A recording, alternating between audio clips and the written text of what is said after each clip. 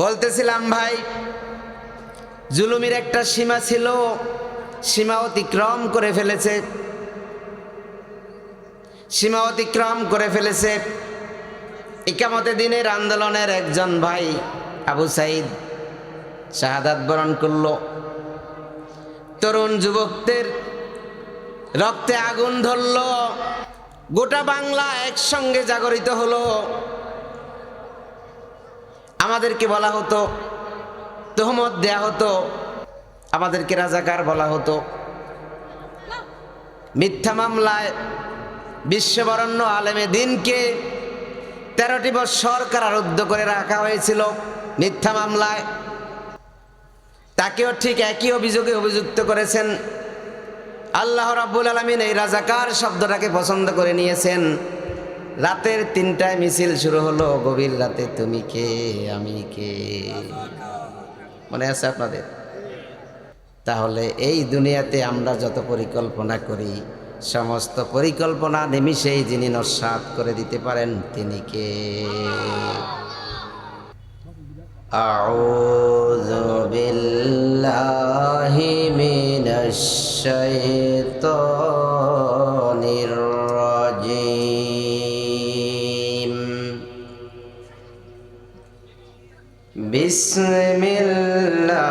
বিসমিল্লাহির রহমানির রহিম।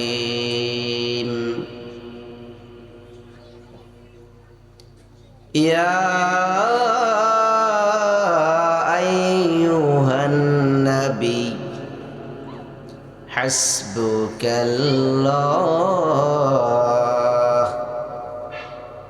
ওয়া মান ইত্তাবা'আকা মিনাল মুমিনিন।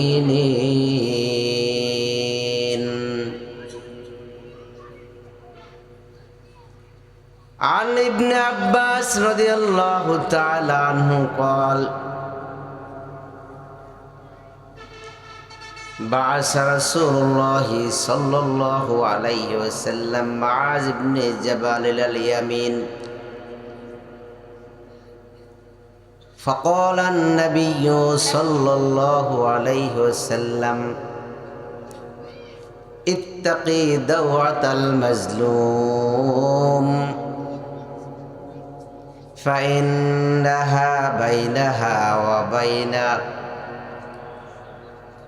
فإنها ليس بينها وبين الله حجاب.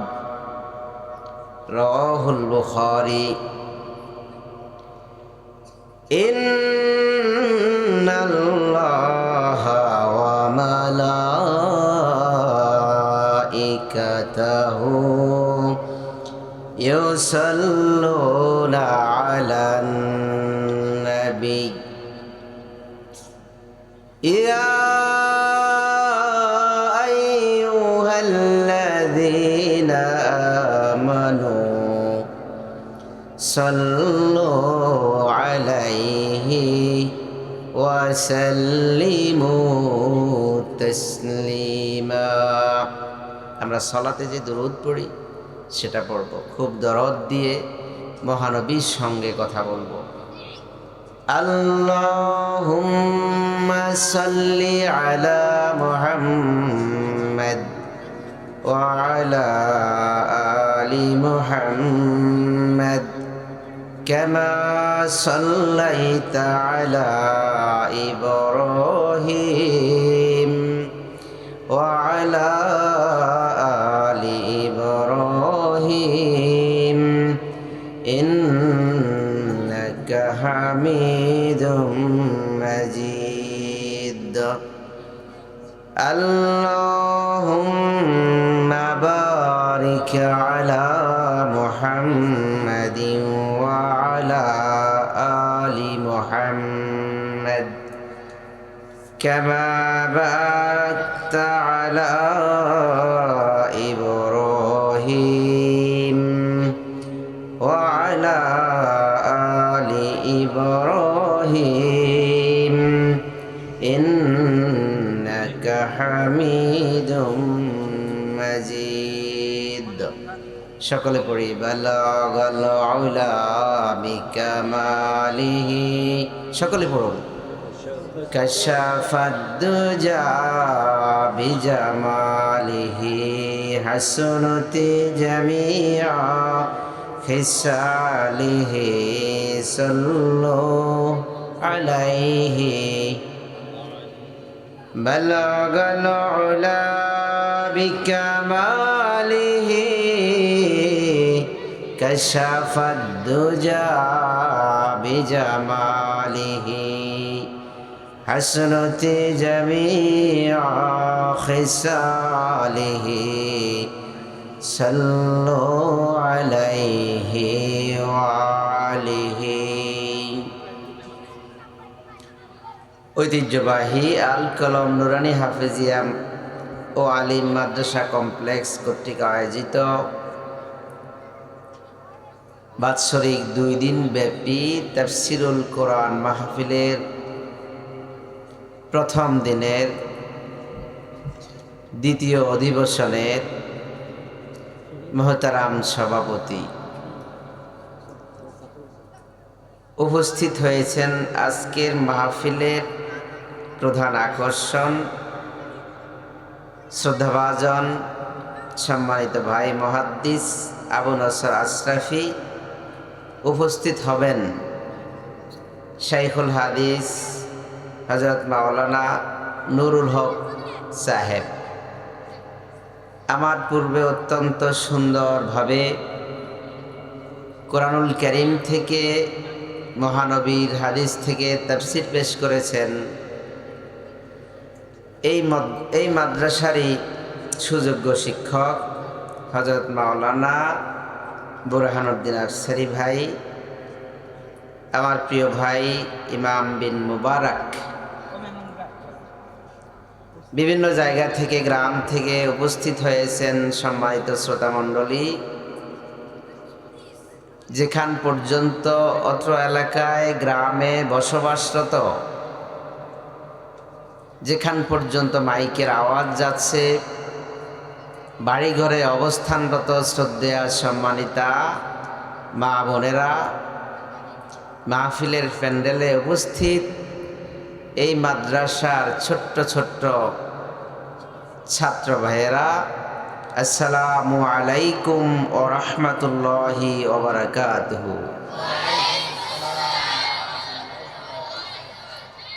মহান মনিবের দরবারে শুকরিয়া আদায় করব,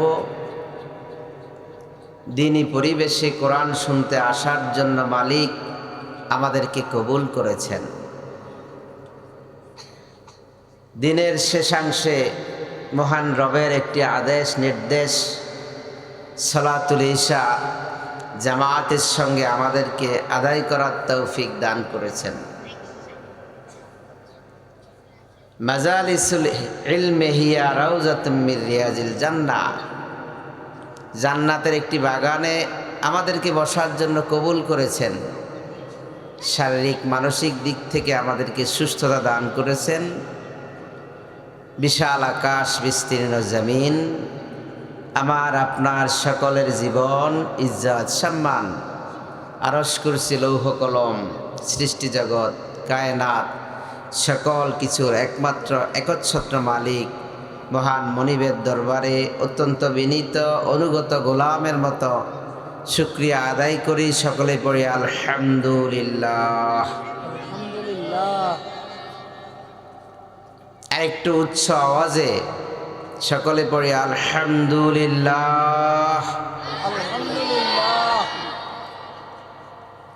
আরো শুকরিয়া আদায় করব আমরা। 2009 সালের 10 জানুয়ারি থেকে 2024 সালের 5 আগস্ট পর্যন্ত বাংলাদেশের মানুষগুলি বাক প্রতিবন্ধী ছিল, কথা বলার সুযোগ ছিল না।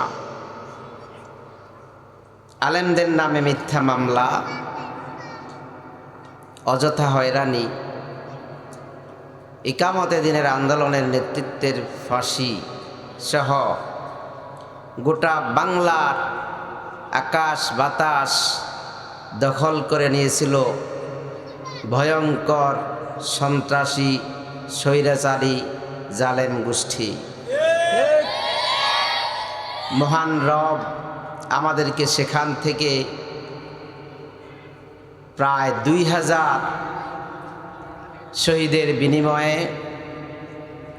439 জন ছাত্রের শাহাদাতের বিনিময়ে, তার মধ্যে 26 জন আল্লাহর কোরআনের হাফেজের শাহাদাতের মাধ্যমে আমাদেরকে বাক স্বাধীনতা দিয়েছেন।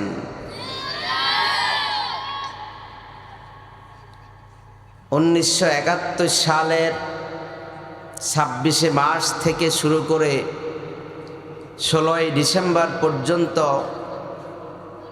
রক্তক্ষয়ী সংঘর্ষের মাধ্যমে আল্লাহ রাব্বুল আলামিন আমাদেরকে একটা মানচিত্র দিয়েছেন, একটা ভূখণ্ড দিয়েছেন, একটা পতাকা দিয়েছেন। এই সমস্ত নেয়ামতগুলো যিনি দিয়েছেন তিনি কে? আল্লাহ। এই জন্য আমরা মহান রবের দরবারে আবারও শুকরিয়া আদায় করব। আলহামদুলিল্লাহ, আলহামদুলিল্লাহ। আল্লাহ রাব্বুল আলামিন কুরআনুল কারীমে সূরাতুল আনফালের 64 নম্বর আয়াতে আল্লাহ রাব্বুল আলামিন বলেন, ইয়া আইয়ুহান নবী হাসবুকাল্লাহ ওয়া মান ইত্তাবা'আকা মিনাল মুমিনিন। আল্লাহ রাব্বুল আলামিন তাম দুনিয়ার সমস্ত যুবককে উদ্দেশ্য করে বললেন, ইয়া আইয়ুহান নবী, হে আমার নবী, হাসবুকাল্লাহ, আমি আল্লাহ আপনার জন্য যথেষ্ট, ওয়া মান ইত্তাবা'আকা মিনাল মুমিনিন, ইমানদারদের মধ্য থেকে, মুমিনদের মধ্য থেকে যেই ব্যক্তি আপনার আনুগত্য করবে, আপনাকে অনুসরণ করবে, ওই ব্যক্তির জন্য আমি আল্লাহ যথেষ্ট হয়ে যাব। আয়াতটি নাযিল সম্পর্কে আল্লামা ইবনে কাসির রাহিমাহুল্লাহু আলাইহি বলেন, কাবার পাদদেশে দাঁড়িয়ে, কাবার দরজার সামনে দাঁড়িয়ে বিশ্বনবী মুহাম্মদুর রাসূলুল্লাহ হাত দুটো তুললেন আকাশের দিকে। ওই দিনটা ছিল সোমবার,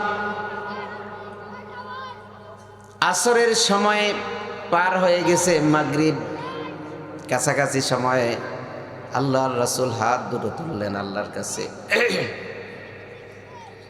হাত দুটো তুলে প্রার্থনা করলেন, আল্লাহুম্মা ইহদি ইবনে খাত্তাব আই ইবনে হিশাম, রব্বুল আলামিন এই নব আগমনকৃত কোরআন, নব আগমনকৃত ইসলাম, শক্তি লাগবে, সামর্থ্য লাগবে, এই শক্তির উৎস হিসেবে দুইজনের একজনকে আমি চাই। মুহাম্মদুর রাসূলুল্লাহ সাল্লাল্লাহু আলাইহি ওয়াসাল্লাম চাইলেন কার কাছে? আল্লাহর কাছে। জোরে, কার কাছে? আল্লাহর কাছে। আমরা চাইবো কার কাছে? আল্লাহর কাছে। কোন সময় চাইবো? সব সময় আমরা চাইবো। আর এখন তো চাওয়ারই সিজন। রাতে 3টায় যদি উঠে যায়, গোটা দুনিয়াটা ঘুমন্ত, আর যেই ব্যক্তি উঠবে, জাগ্রত হবে, ওই ব্যক্তিটা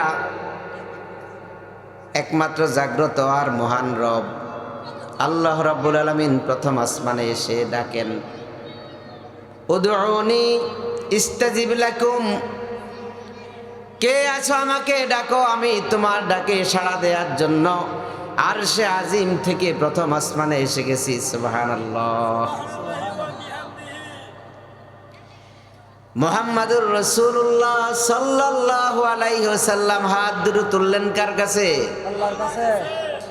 দুইজনের জন্য দরখাস্ত দিলেন। কয়জন? দুইজন।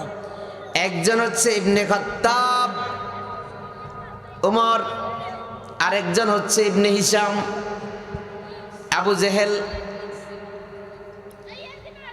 ওমরের বয়স তখন মাত্র 27 বৎসর। আর কোরআনুল কারীমের উপরে মুহাম্মদ সাল্লাল্লাহু আলাইহি ওয়াসাল্লামকে বিশ্বাস করার জন্য, ঈমান আনয়নের জন্য আল্লাহ রাব্বুল আলামিন যাদেরকে পছন্দ করেছিলেন তারা মক্কার জমিনে মাত্র 38 জন। বাচ্চারা তোমরা কোলাহল করবা না, একটু চুপচাপ বসো। মক্কার জমিনে মুসলমানের সংখ্যা মাত্র 38 জন। আল্লাহ রাব্বুল আলামিন দোয়া মঞ্জুর করে নিলেন। সোমবার দিন মাঝখানে মঙ্গলবার গেল, বুধবার সন্ধ্যার পরে সালাতুল মাগরিবের পরে যার জন্য দোয়া করলেন ইবনে খাত্তাব, হযরতে ওমর রাসূল সাল্লাল্লাহু আলাইহি ওয়াসাল্লামকে হত্যা করার জন্য কাবার পাদদেশে কাবার দরজার সামনে উপস্থিত হয়ে গেল। আল্লাহ রাসূল মুহাম্মদুর রাসূলুল্লাহ সাল্লাল্লাহু আলাইহি ওয়াসাল্লাম সালাত আদায় করছিলেন। আর ওমর মনে মনে ভাবতেছে, যদি সালাতটা শেষ করে তাহলে আমি মুহাম্মদের শরীর থেকে মাথাটা বিচ্ছিন্ন করে আবু জেহেলের কাছে জমা দেব, বিনিময়ে পাবো আমি 100 লাল উট। সৌদি আরবে মরুভূমিতে লাল উটটা পাওয়া যায় না, খুব দামি উট। এই চিন্তা ভাবনা মনের মধ্যে রেখেছিল, কিন্তু আল্লাহ মন পরিবর্তন করতে পারেন কি পারেন না? সেটা হতে পারে আল্লাহর রহমত দিয়ে অথবা আল্লাহর গজব দিয়ে, ঠিক নয়? আল্লাহর রহমত দিয়ে ওমরকে তার রহমত ধন্য গোলাম হিসেবে কবুল করলেন। আর জালেমকে আল্লাহ রাব্বুল আলামিন গজব দিয়ে দেশ ছাড়া করলেন। আমার বন্ধু, আল্লাহ রাসূল দোয়া করলেন, দুইজনের একজনকে চাই, আল্লাহ একজনকে কবুল করলেন। তরবারিটা রাখলেন নবীজির পবিত্র কদম মোবারকের নিচে।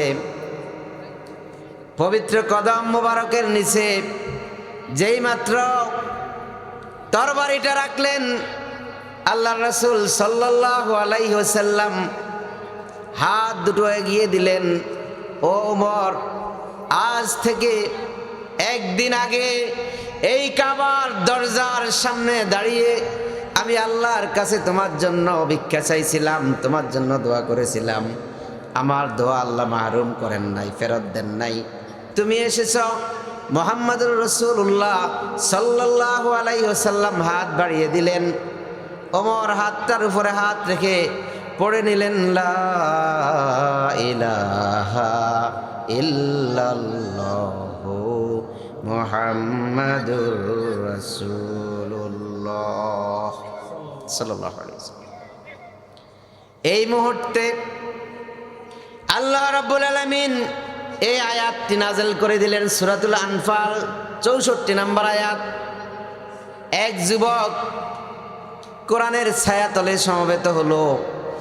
এই জন্য যুগে যুগে যেই সমস্ত তরুণরা, যুবকরা কোরআনের ছায়াতলে উপস্থিত হবেন, আল্লাহর রহমত, আল্লাহর ওয়াদা।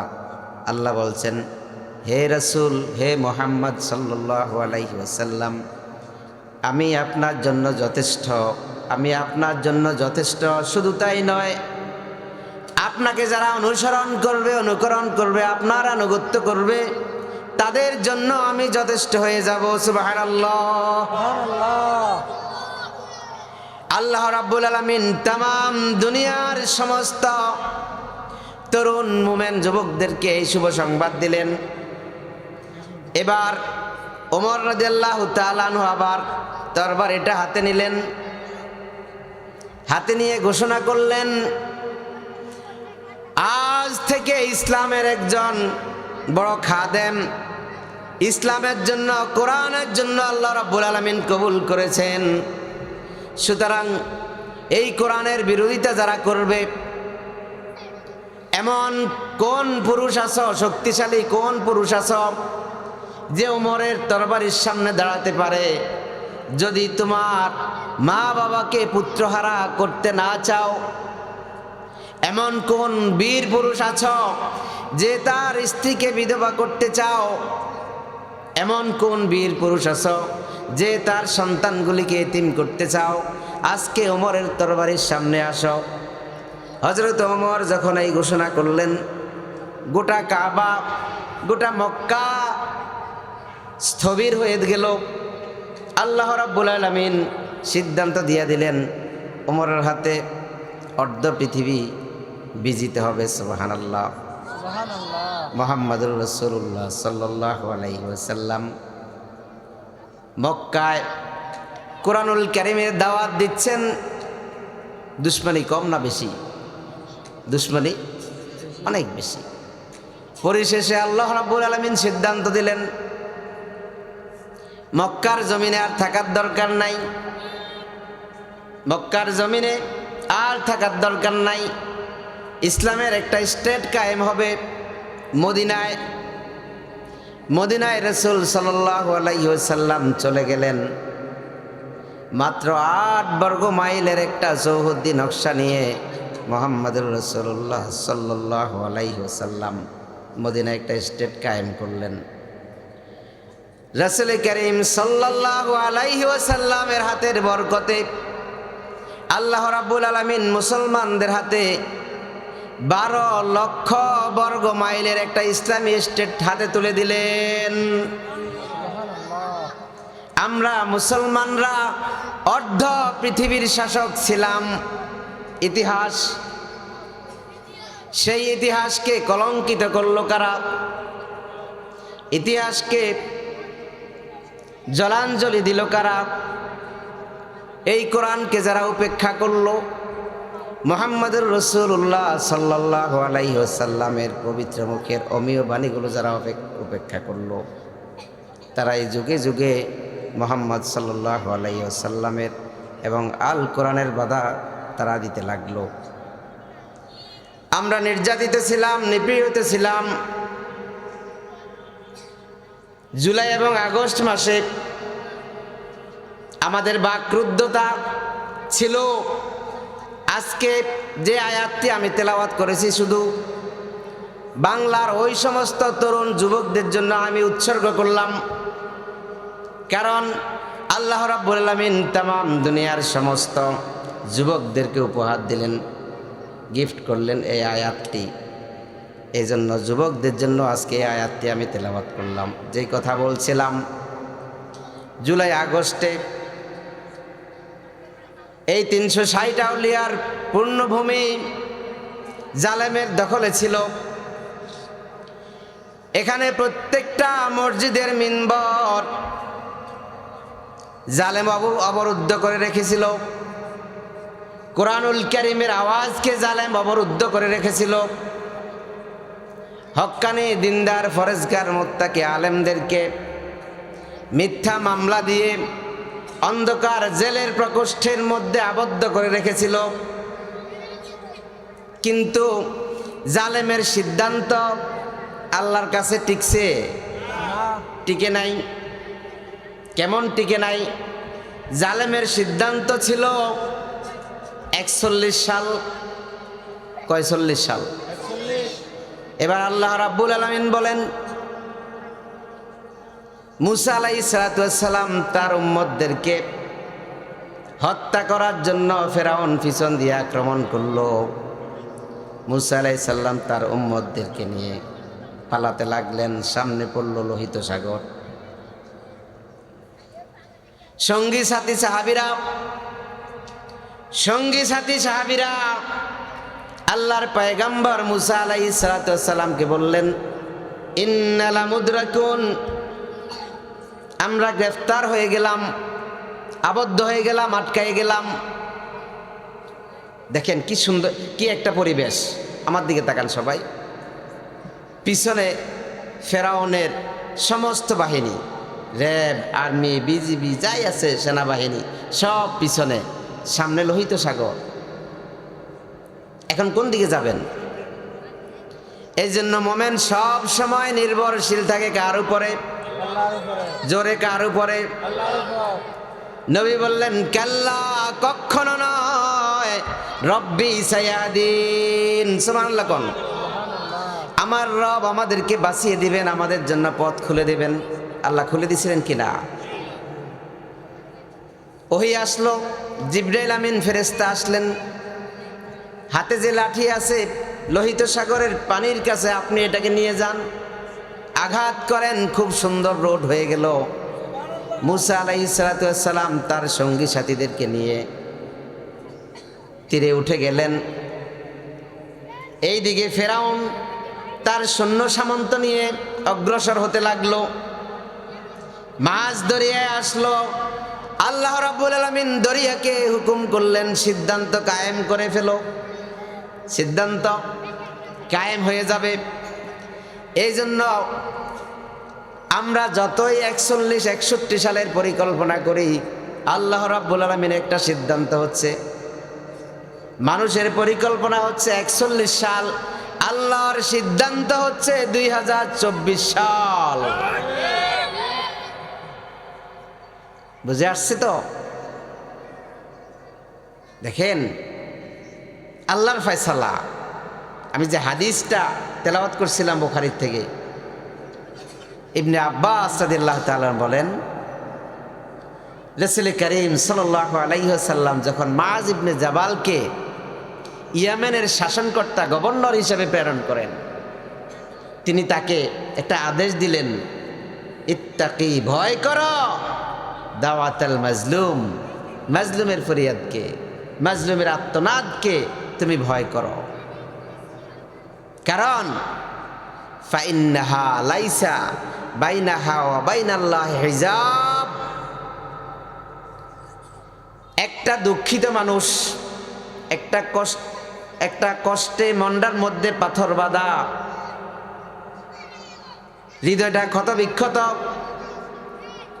এরকম একটা মানুষ যখন আল্লাহর কাছে হাত তোলেন, আল্লাহ রাব্বুল আলামিন বলেন, ওই বান্দা যখন আমার কাছে হাত তোলে আমি মঞ্জুর না করে পারি না।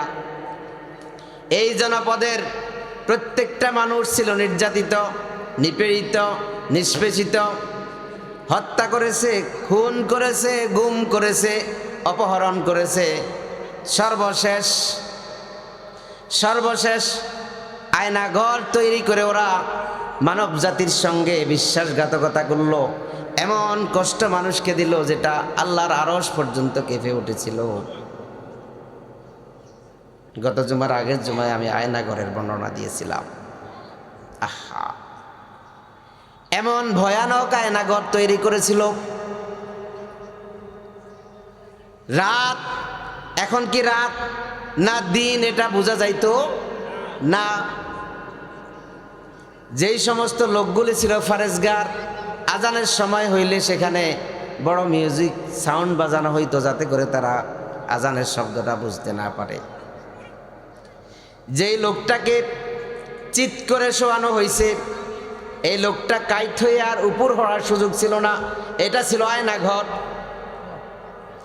যেই লোকটাকে পশ্চিম দিকে দাঁড় করানো হয়েছে, এই লোকটা আর ঘুরে কখনো পূর্ব দিকে ফিরার মতো অবস্থা ছিল না, এটার নাম ছিল আয়নাঘর। ও ভাই, যে লোকটার মাথা ছিল লোহার শিকলের বাইরে, লোহার কাঁটাতারের বাইরে, এই লোকটা কখনো মাথাটাকে ভিতরে নিতে পারত না, আবার দেহের অংশটাকে বের করেও নিয়ে আসতে পারত না। এই ছিল আয়নাঘর। আল্লাহ রাব্বুল আলামিন এই মাজলুমের দোয়াগুলো কবুল করেছেন। আল্লাহ যেন এই দৃশ্য দেখে আমাদেরকে দুনিয়া ছাড়ার জন্য কবুল করেন, পড়ি আমিন। বলতেছিলাম ভাই, জুলুমের একটা সীমা ছিল, সীমা অতিক্রম করে ফেলেছে, সীমা অতিক্রম করে ফেলেছে। ইকামতে দিনের আন্দোলনের একজন ভাই আবু সাইদ শাহাদাত বরণ করল। তরুণ যুবকদের রক্তে আগুন ধরল, গোটা বাংলা একসঙ্গে জাগরিত হলো। আমাদেরকে বলা হতো, তহমত দেয়া হতো, আমাদেরকে রাজাকার বলা হতো। মিথ্যা মামলায় বিশ্ববরণ্য আলেমে দিনকে 13টি বছর কারারুদ্ধ করে রাখা হয়েছিল মিথ্যা মামলায়। তাকেও ঠিক একই অভিযোগে অভিযুক্ত করেছেন। আল্লাহ রাব্বুল আলামিন এই রাজাকার শব্দটাকে পছন্দ করে নিয়েছেন। রাতের 3টায় মিছিল শুরু হলো, গভীর রাতে তুমি কে আমি কে, মনে আছে আপনাদের? তাহলে এই দুনিয়াতে আমরা যত পরিকল্পনা করি, সমস্ত পরিকল্পনা নিমিষেই যিনি নস্যাৎ করে দিতে পারেন তিনি কে? পালাচ্ছে। একটা লোক বিদেশে যাইতে হলে টিকিট লাগে, লাগে না? প্রস্তুতি লাগে। আল্লাহ প্রস্তুতি নেওয়ার সুযোগ দিলেন না, টিকিট কাটারও সুযোগ দিলেন না। ওই আল্লাহ আছেন তো? আছে। আপনি শিখতে হবে, বুঝতে হবে আল্লাহর জমিন, জমিন কার? আল্লাহর। আল্লাহর জমিনে যদি আপনি জুলুম করেন, জালেমদেরকে আল্লাহ রাব্বুল আলামিন যেভাবে দেশে থাকতে দেন নাই, টিকিট ছাড়া পাঠিয়ে দিয়েছেন, আপনাকে আমাকেও পারেন কিনা? দেখেন পীর সাহেবের মতো চেহারা, পীর সাহেবের মতো চেহারা, দাড়িগুলো সাদা, চেহারার মধ্যে একটা দাড়ির নূর আছে। যত ভাই দাড়ি রেখেছেন, দাড়ির একটা সম্মান আছে, মর্যাদা আছে। আপনি যেখানে যান, জানা হোক চেনা হোক অপরিচিত হোক, আপনি একটা সালাম পাবেন, একটা দোয়া পাবেন, ঠিক নয়? কিন্তু লোকটা বাঁচার জন্য এই সুন্দর সাদা দাড়িগুলো ফেলে দিল। আল্লাহ রাব্বুল আলামিন বললেন, এই দাড়ি মুহাম্মদ সাল্লাল্লাহু আলাইহি ওয়াসাল্লামের দাড়ির উপরে তুমি হাত দিয়েছ, অপমান করেছ, আমি আল্লাহ তোমাকে অবশ্যই অপমান করব। এখন কোথায় আছে? এই জন্য রব্বুল আলামিনের ফয়সালা হচ্ছে, আপনি কাউকে ধমক দিবেন না, আপনি কোনো মানুষের মনে কষ্ট দিবেন না। আল্লাহ রাব্বুল আলামিন এক জায়গায় দুই জায়গায় কোরআনুল কারীমে বলেন নাই খলাকাল ইনসান, মানুষ আমি আল্লাহ তৈরি করেছি। যেই ব্যক্তি মানুষ চামার হতে পারে, মুচি হতে পারে, আবার প্রেসিডেন্ট হতে পারে, রাষ্ট্রপতি হতে পারে, সকলে এক ফোঁটা নাপাক পানির তৈরি, আলাক থেকে তৈরি। যে পানিটা দেহ থেকে নির্গত হওয়ার সঙ্গে সঙ্গে গোসল ফরজ হয়ে যায়, এই রকম একটা মানুষ আর একটা মানুষকে কখনো মনে কষ্ট দিতে পারে না, মনে আঘাত করে কথা বলতে পারে না, কষ্ট দিতে পারে না, নির্যাতন করতে পারে না, হত্যা করতে পারে না, ধর্ষণ করতে পারে না, খুন করতে পারে না, অপহরণ করতে পারে না। আন ইবনে উমর রাদিয়াল্লাহু তাআলা আনহু قال قال النبي صلى الله عليه وسلم أول ما يقضى بين الناس في الدماء رواه البخاري। এই পৃথিবী তছনছ হয়ে যাবে, শেষ হয়ে যাবে, ধ্বংস হয়ে যাবে, কিয়ামত হাসর মিজান কায়েম হবে। সেই দিন সর্বপ্রথম আল্লাহ রাব্বুল আলামিন বিচার করবেন যেই ব্যক্তি জমিনের মধ্যে রক্তপাত ঘটাইছে, যেই ব্যক্তি বিনা অপরাধে রক্ত ঝরিয়েছিল, আল্লাহ রাব্বুল আলামিন সেই দিন ওই ব্যক্তির বিচারটা সর্বপ্রথম নিয়ে আসবেন। উপায় আছে? দেখেন, দুনিয়ার থেকে মাহরুম হলো, আখেরাত থেকে বঞ্চিত হলো। কারণটা কি? কারণটা হচ্ছে এই দেশের মানুষগুলো হচ্ছে আমানত। দেশের মানুষগুলো কি? আমানত।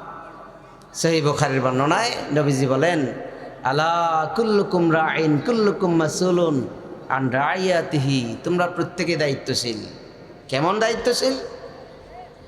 একজন মেম্বার 3টা গ্রাম নিয়ে একটা ওয়ার্ড, এরকম 3টা ওয়ার্ড নিয়ে একজন মেম্বার। এই মেম্বারের দায়িত্ব হচ্ছে তার অধীনে যে সমস্ত প্রজারা আছে, বাসিন্দারা আছে, তাদের শান্তি এবং নিরাপত্তা নিশ্চিত করা, এটা হচ্ছে মেম্বারের দায়িত্ব।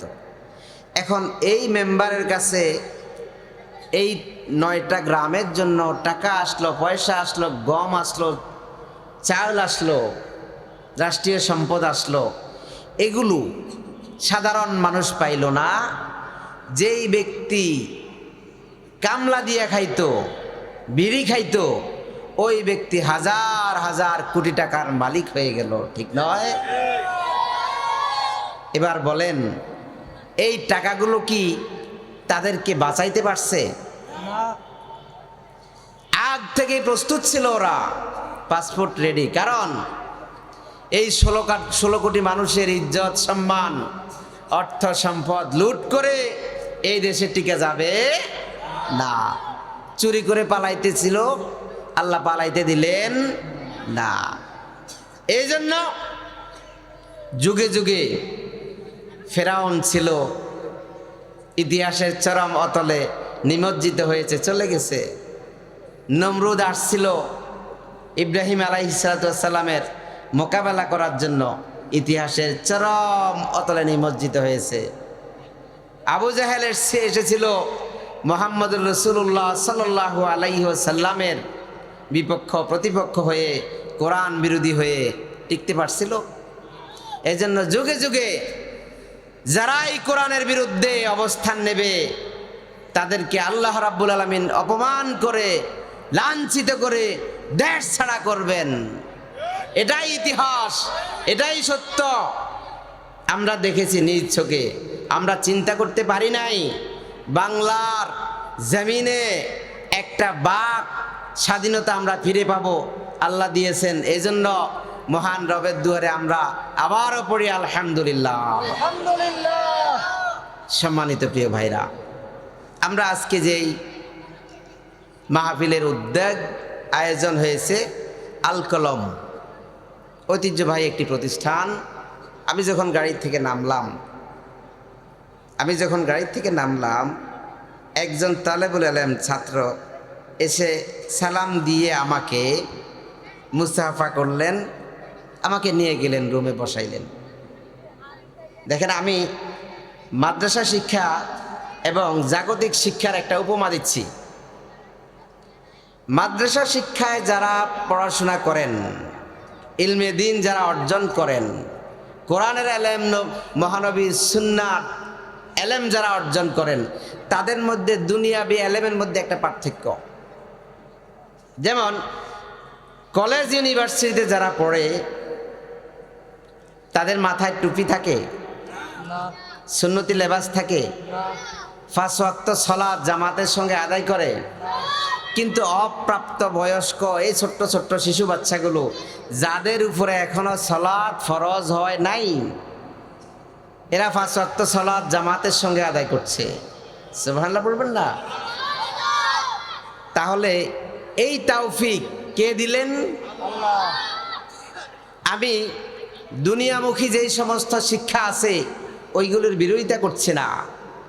আপনার সন্তানটাকে যদি আপনি নুরানি প্রথম জামাত, দ্বিতীয় জামাত, তৃতীয় জামাত, 3 বছর, কয় বছরের কোর্স? এই 3 বছরের কোর্স যদি আপনার সন্তানটাকে আপনি দেন, 1 নাম্বার যে বিষয়টা হচ্ছে, সে সমাজে বেয়াদব হবে না। তাকে দেখলে যেই কোনো লোক বলবে যে এই ছেলেটাকে যেই মা যেই বাবা জন্ম দিয়েছে তাদের উপরে আল্লাহ রহমত নাজেল করুক, দোয়া পেয়ে যাবে। এই বাচ্চাগুলো সালাতুল জানাজার ইমামতি করার মতো যোগ্যতা রাখে। এই বাচ্চাগুলো আপনি যেই সূরাটা মুখস্থ করেন নাই, করতে পারেন নাই, কঠিন ছিল আপনার জন্য, সূরাতুল ইয়াসিন এদের সিলেবাসের অন্তর্ভুক্ত, এরা পড়ে মুখস্থ করছে, ঠিক নয়? সূরাতুল ওয়াকিয়া এদের সিলেবাসের অন্তর্ভুক্ত, এরা মুখস্থ করেছে। আপনি পারেন না, আপনি গার্ডিয়ান, বাবা মা হিসেবে আপনি পারেন না। সূরাতুল মুলক এরা মুখস্থ করছে, আমপারাটা এরা মুখস্থ করছে। তাহলে এরা যে মুখস্থ করলো, এই প্রতিষ্ঠানটা কোথায়? এই বাচ্চাগুলি কোথায় পড়াশোনা করলো? এবার আসেন, আমরা সবাই মৃত্যুবরণ করব। যে নেক্সট সন্তানটা আমরা রেখে গেলাম, এই নেক্সট সন্তান যতদিন কোরআন তেলাওয়াত করবে, এই কোরআন তেলাওয়াতের একটা সওয়াব, একটা অংশ আপনার রূহের মধ্যে, রূহের উপরে চলে যাবে। সুবহানাল্লাহ। কারণ আপনি যখন ইন্তেকাল করবেন, মারা যাবেন, তখন আপনার আর কোনো আমল করার সুযোগ থাকবে না। সেই সময় এই নেক্সট সন্তানটা যখন থাকবে, সে যখন তেলাওয়াত করবে, হাফেজ হলো, আলেম হলো, ইমাম হলো, খতিব হলো, বক্তা হলো, তার কোরআনের এবং হাদিসের আলোচনা যেই সওয়াবগুলো হবে, এই সওয়াবগুলো একটা অংশ বন্টন করে আল্লাহ রাব্বুল আলামিন আপনার রূহের উপরে পৌঁছাই দিবেন। সুবহানাল্লাহ। লাভ কম না বেশি? এবার পাশাপাশি একটা ছেলে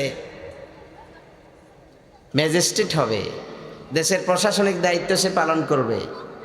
এই ছেলেটা যদি কোরআনের শিক্ষায় শিক্ষিত হয়, তাহলে 14 গ্রাম উপজেলায় যদি কোনো এক্সিকিউটিভ ম্যাজিস্ট্রেট, নির্বাহী ম্যাজিস্ট্রেট, আমরা যাকে টিওনো হিসেবে চিনি, আসে, তার ভিতরে যদি কোরআনের নূর থাকে, কোরআনের আলো থাকে, এই লোকটা কি কখনো ঘুষ খাবে? এই লোকটা 14 গ্রাম উপজেলায় টিওনো অফিসে ইমামতি করার যোগ্যতা রাখে, ঠিক নয়? আমরা এরকম একটা জাতি চাই। এবার আসেন মেডিকেল, চিকিৎসা বিজ্ঞান। আপনি আপনার সন্তানটাকে নুরানির 3য় জামাত পর্যন্ত পড়াই দিচ্ছেন। কয় জামাত? এখন তার কাছে আছে সূরা ওয়াকিয়া, সূরা মুলক, সূরা রহমান, সূরা ইয়াসিন, বড় বড় সূরাগুলো আছে। এখন এই ছেলেটা তেলাওয়াত করছে রাতে। এখন সে বুয়েট ইঞ্জিনিয়ার যদি হয়, ইমামতি করার যোগ্যতা রাখে কিনা? আপনি যখন মারা যাবেন, যাবেন তো, যখন মারা যাবেন, মসজিদের ইমাম গিয়ে আর তালাশ করা লাগবে না। এই বুয়েট ইঞ্জিনিয়ার ছেলেটা আপনার সালাতুল জামাতের ইমামতি করতে পারবে, পারবে কিনা? সেই জন্য এই ইলমে দ্বীনের মার্কাজকে শক্তিশালী করা, জাগ্রত করা আমাদের দায়িত্ব আছে না নাই? ইলমে দ্বীনের এই মার্কাজকে যদি শক্তিশালী করেন, খুশি হবেন কে? আল্লাহ। জোরে কে খুশি হবেন? আল্লাহ। যেখানে কোরআনুল কারীমের তেলাওয়াত হবে, আল্লাহ রাব্বুল আলামিন বলেন, ওয়া ইযা কুরিয়াল কুরআনু ফাসতামিউ লাহু ওয়া আনসিতু লাহুম লাআল্লাকুম তুরহামুন।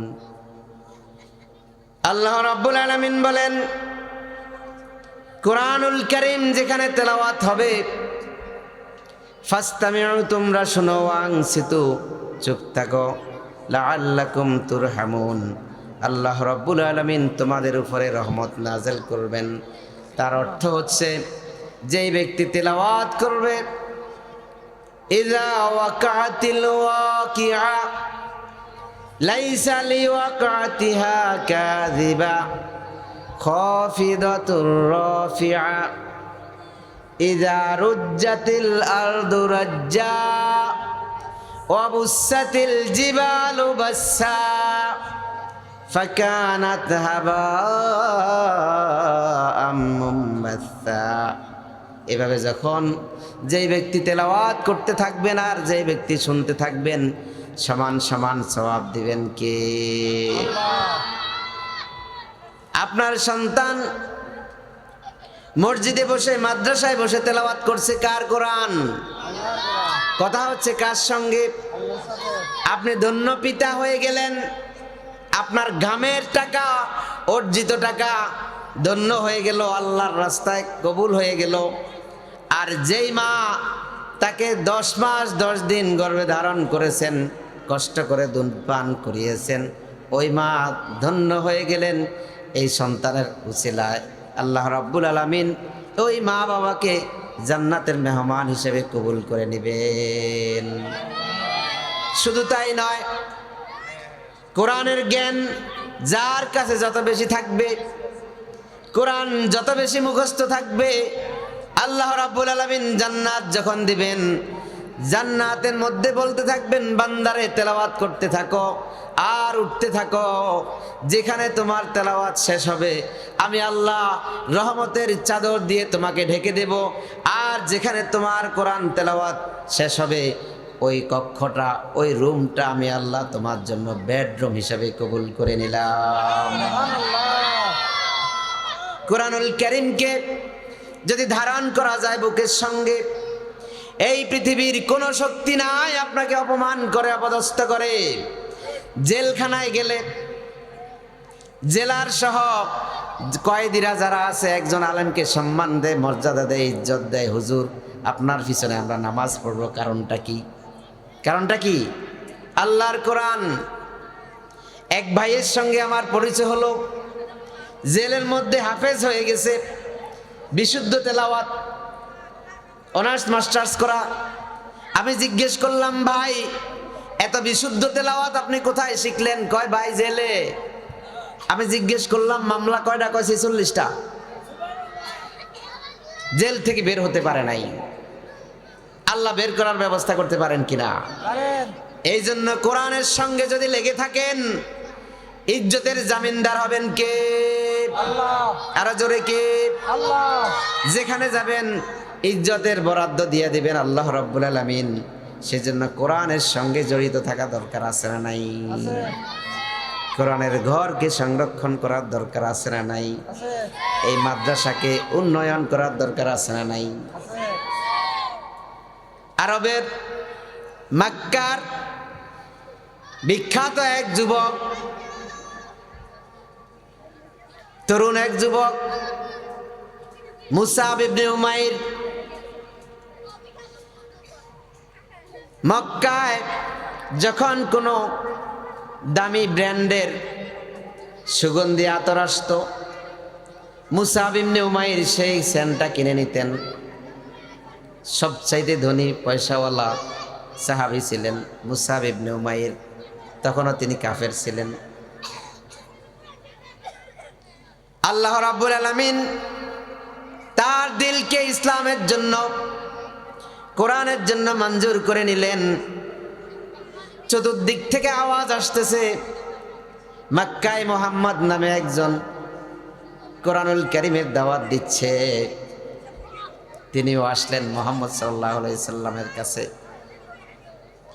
এত সুন্দর মুহাম্মদ সাল্লাল্লাহু আলাইহি সাল্লামের তেলাওয়াত, এত সুন্দর চেহারা, এত সুন্দর কথা, কোন পুরুষ দেখে বিচলিত না হয়ে পারে না, আশ্চর্য না হয়ে পারে না।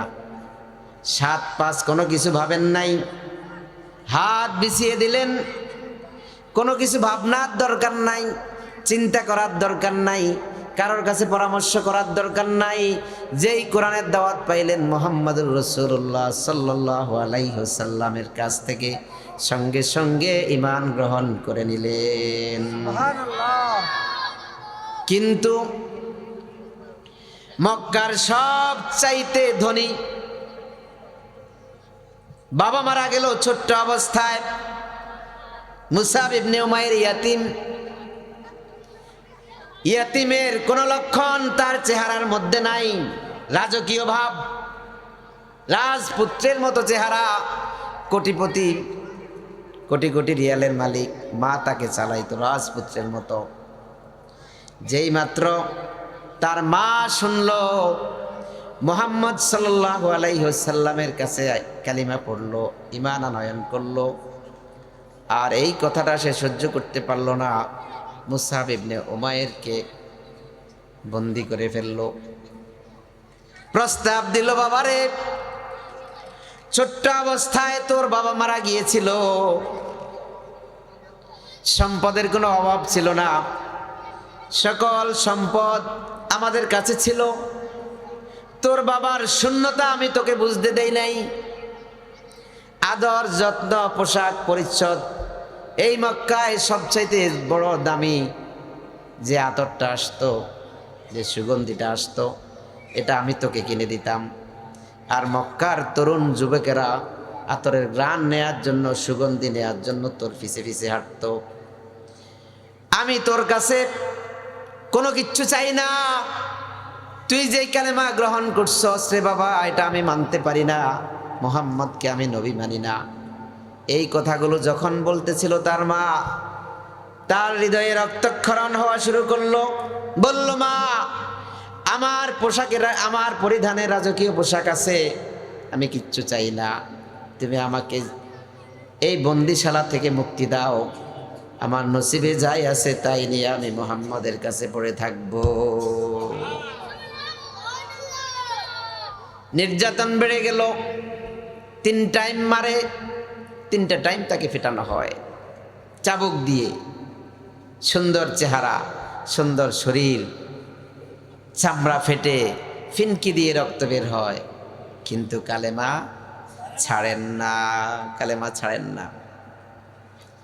পরিশেষে তার মা নিজেও কান্না শুরু করে দিল, বাবারে কি হতে কি হয়ে গেল, কি হতে কি হয়ে গেল, আমি কি তোকে আর ফিরে পাবো না। অকপটে ঘোষণা করে দিলেন, মা, তুমি আমাকে 10 মাস 10 দিন গর্ভে ধারণ করেছ, 2টা বৎসর তোমার বুকের স্তন দুধ পান আমাকে করিয়েছ, আমি অস্বীকার করি না, কিন্তু যেই কোরআনের দাওয়াত, যেই কালেমার দাওয়াত আমি পাইলাম গো মা, দুনিয়া বিসর্জন দিতে পারি, কোটি কোটি টাকার মালিক থেকে আমি মাহরুম হতে পারি, বঞ্চিত হতে পারি, কিন্তু এই মুহাম্মদের কালিমা থেকে আমি মাহরুম হতে পারবো না। নির্যাতন বেড়ে গেল।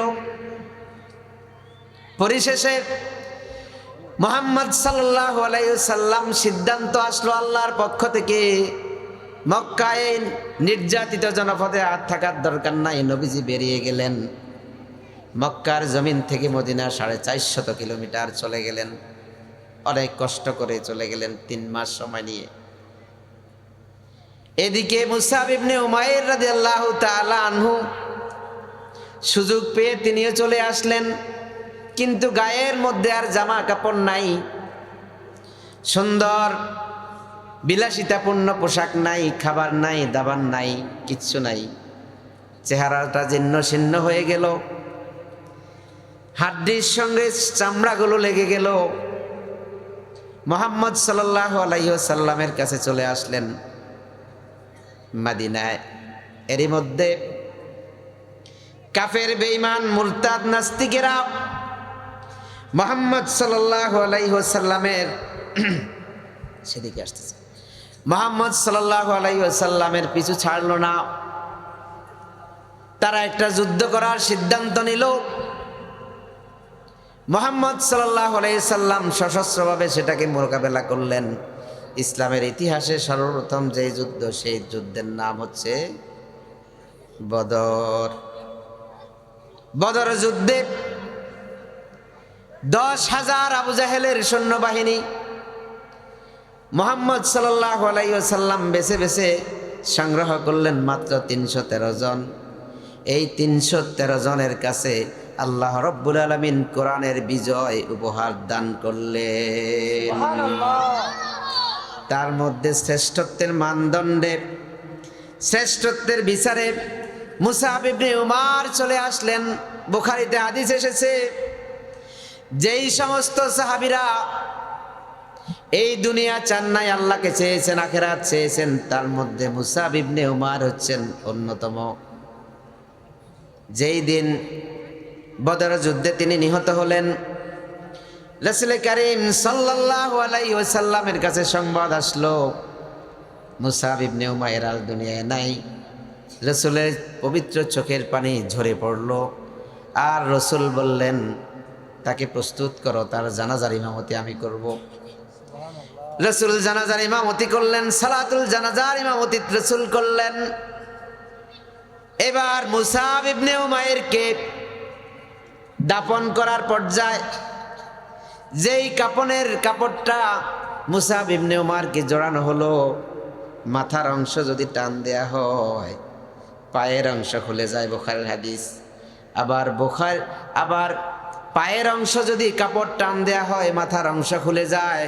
এবার রাসূল সাল্লাল্লাহু আলাইহি ওয়াসাল্লাম বললেন, আমার উমাইরকে মাথার অংশটা কাপড় দিয়ে ঢেকে দাও, আর পায়ের অংশটাকে মরুভূমিতে ইসখির নামক ঘাস জন্মে ঘাস দিয়ে তাকে দাফন করে দাও। রাসূল করিম সাল্লাল্লাহু আলাইহি ওয়াসাল্লামের এই কোটি কোটি কোটি টাকার মালিক, সব কিছু সম্পদ বঞ্চিত, নিজেকে নিজে মাহরুম করেছেন, বঞ্চিত করেছেন। কিসের জন্য বলেন? একমাত্র কোরআনের জন্য। এই কোরআনের ঘরটাকে আলোক উজ্জ্বল করার প্রয়োজন আমাদের আছে না নাই? আমার বন্ধু, আল্লাহ রাব্বুল আলামিন কোরআনুল কারীমে বলেন, ইন্নাল্লাহা আশতারা মিনাল মুমিনিনা আনফুসাহুম ওয়া আমওয়ালাহুম বিআন্না লাহুমুল জান্নাহ। ও দুনিয়ার মোমেন মুসলমান, কান পেতে শোনো। মোমেনদের থেকে আমি কিনেছি দুইটা জিনিস। কয়টা? কয়টা জিনিস কিনেছেন? আল্লাহ কিনেছেন। এক নাম্বার হচ্ছে জান, জীবন। দুই নাম্বার হচ্ছে মাল, সম্পদ। এবার বুকে হাত দিয়ে, বিবেকের কসম দিয়ে, হৃদয়ের কসম দিয়ে বলি, বন্ধু, আপনাকে যিনি জীবন দিয়েছেন তিনি কে? জোরে বলতে হবে, তিনি কে? আপনার জীবনের মালিক কে? সম্পদের মালিক কে? আপনার মালিক কে? আপনার থেকে জীবন কিনে নিয়েছেন, অথচ মালিক তো তিনি। মালিক কে? বিআন্না লাহুমুল জান্নাহ। কিসের বিনিময়ে? বেহেশতের বিনিময়ে। আল্লাহ আপনার জীবনটা নিয়ে যাবেন। বেহেশতে না গেলেও তো মরতে হবে, জান্নাতে না গেলেও মরা লাগবে, জান্নাতে গেলেও মেরা লাগবে। এই জন্য রব্বুল আলামিন বলেন, আমি কিনে নিয়েছি তোমার জীবনটা জান্নাতের বিনিময়ে, আর যে সম্পদগুলো আমি দিয়েছি সেটাও আমি কিনে নিয়েছি জান্নাতের বিনিময়ে। সুতরাং তোমরা আমার সঙ্গে ব্যবসা করো, তিজারা করো। কে আছো আমার সঙ্গে ব্যবসা করবে? তোমার জীবনের মালিক যেহেতু আমি, তোমাকে একটা ইমতিহান, পরীক্ষা আমি করব, আর সেই পরীক্ষা হচ্ছে সম্পদের কোরবানি। কিসের কোরবানি? এই সম্পদ, হয়তো আপনি হত দরিদ্র ছিলেন, আল্লাহ রাব্বুল আলামিন আপনাকে কোটিপতি বানিয়ে দিয়েছেন। আপনি হত দরিদ্র গরিব ছিলেন, আপনাকে উচ্চ শিক্ষা গ্রহণ করার সুযোগ করে দিয়েছেন তিনি কে? বিদেশে যাওয়ার ব্যবস্থা করে দিয়েছেন তিনি কে? যদি আপনি বিদেশে যাওয়ার পথে চট্টগ্রাম বিমানবন্দরে যদি আপনার ফ্লাইট হয়, মিরসরাই যাওয়ার আগে অ্যাক্সিডেন্ট করে আপনাকে মেরে ফেলতে পারতেন কিনা? নারায়ণগঞ্জ যাওয়ার আগে গাড়ি দুর্ঘটনা হয়ে আল্লাহ রাব্বুল আলামিন আপনাকে দুনিয়ার থেকে বিদায় করে দিতে পারেন না। আল্লাহ তা করেন নাই। আমেরিকায় গেলেন, জাপান গেলেন, সুইজারল্যান্ড গেলেন, ফিনল্যান্ড গেলেন, সৌদি আরব গেলেন, শারজা গেলেন, যেই জায়গায় গেলেন আপনাকে শারীরিক শক্তি দিয়েছেন তিনি কে? উপার্জন করার মতো শক্তি দিয়েছেন তিনি কে? যদি আল্লাহ বিদেশে গিয়ে আপনাকে অসুস্থ করে রাখতেন, ইনকাম করতে পারতেন না। এই জন্য আল্লাহ বলেন, বান্দারে, তোমার যৌবন, তোমার শক্তি, তোমার অর্থ, সব কিছু আমি আল্লাহ তোমাকে সরবরাহ করেছি। সুতরাং তুমি আমার জন্য তুমি কি করবা? এই জন্য ভাই, খুব অল্প সময়, একেবারে স্বল্প সময়ে, আমি বেশি চাইবো না, এখানে চেহারাগুলো দেখে